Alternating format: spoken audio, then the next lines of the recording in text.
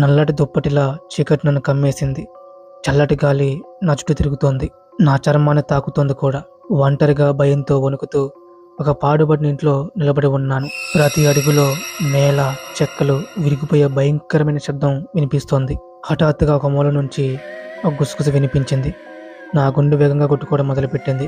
ఎవరో ఉన్నారని నాకు తెలుసు, కానీ ఎవరు? మెల్లగా అడుగులు వేస్తూ ఆ దిక్కుగా వెళ్ళాను. గుసగుసలు పెద్దగా వినిపిస్తున్నాయి. ఇప్పుడు అవి స్పష్టమైన పదాలుగా మారుతున్నాయి.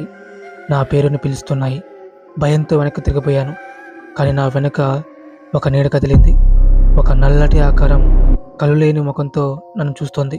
నేను గట్టిగా అరవబోయాను, కానీ నా గొంతు మూసుకుపోయింది. ఆ ఆకారం నా వైపు కదులుతోంది. దాని పొడవైన సన్నని వేళ్ళు నా వైపు చూపిస్తున్నాయి. ఆ ఆకారం నన్ను సమీపిస్తుంది. దాని భయంకరమైన ఉనికి నన్ను పూర్తిగా ఆవహిస్తుంది. అప్పుడు అంత నిశ్శబ్దంగా మారిపోయింది. చీకటి మాయమైంది. నేను నా మంచం మీద మేలుకున్నాను. నా శరీరం చెమటతో తడిచిపోయింది. నా గుండె ఇంకా వేగంగా కొట్టుకుంటుంది. అది కేవలం ఒక కళ, కానీ ఆ నల్లటి ఆకారం యొక్క భయంకరమైన అనుభూతి ఇంకా నన్ను వెంటాడుతుంది. అది ఎప్పటికీ నన్ను వదిలి వెళ్దనుకుంటా.